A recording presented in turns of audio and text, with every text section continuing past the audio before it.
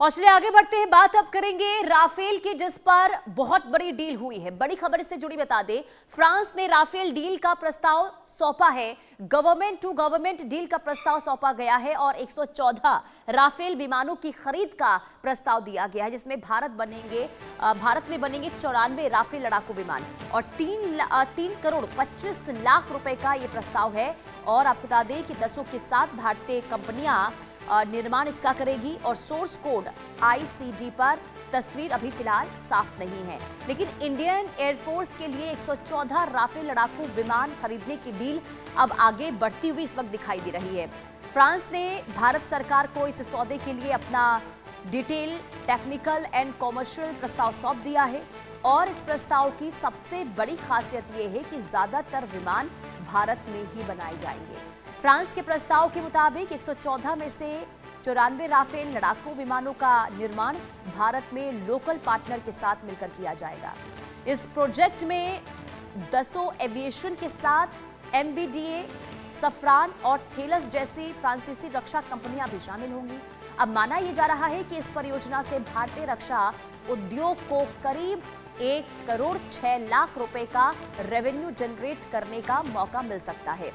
इधर Tata, Larsen and ट्रूबो समेत कई भारतीय कंपनियां भी इस कार्यक्रम का हिस्सा बन सकती हैं। इससे देश में रक्षा उत्पादन, रोजगार और तकनीकी क्षमता को भी मजबूती मिलेगी।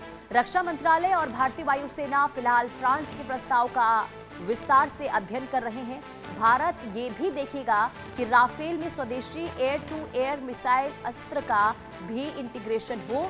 अभी फिलहाल देखिए ये साफ नहीं है कि फ्रांस की तरफ से दिए गए प्रस्ताव में सोर्स कोड या फिर इंटरफेस कंट्रोल डॉक्यूमेंट शेयर करने की बात है या फिर नहीं, लेकिन अगर भारत अपने स्वदेशी हथियार को राफेल में इंटीग्रेट करना चाहे तो इसके लिए फाइटर जेट के कंप्यूटर का सोर्स कोड या फिर इंटरफेस कंट्रोल डॉक्यूमेंट होना भी जरूरी होगा, वरना हर बार देसी हथियार लगाने के लिए फ्रांस को पैसे देने होंगे। अब ये विमान भारतीय वायुसेना की जरूरतों को पूरा करने के लिए बहुत ज्यादा अहम है, क्योंकि पुराने विमानों के रिटायरमेंट के बाद ये ज्यादा अहम हो जाता है कि कैसे अब नई तकनीक के विमानों के साथ आगे बढ़ा जाए।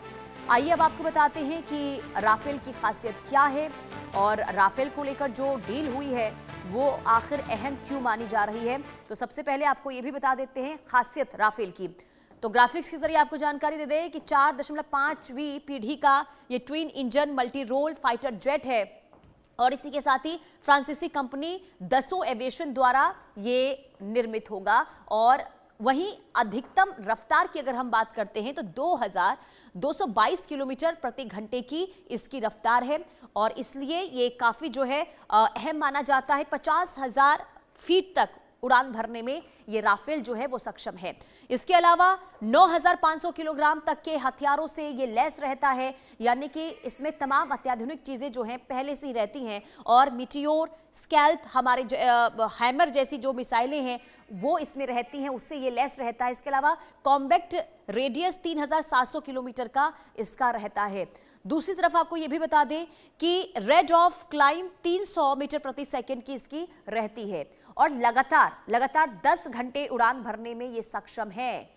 कुल मिलाकर आप ये कह सकते हैं जो इसमें तमाम सुविधाएं हैं, जो इसमें अत्याधुनिक चीजें हैं, जो हथियारों का जिस हथियार से ये लैस है और इसलिए माना जाता है कि युद्ध के लिए ये काफी प्रभावशाली होता है। हमारे साथ कर्नल TP त्यागी डिफेंस एक्सपर्ट के तौर पर जुड़ चुके हैं। बहुत स्वागत है सर आपका इंडिया न्यूज पर। सर, राफेल को लेकर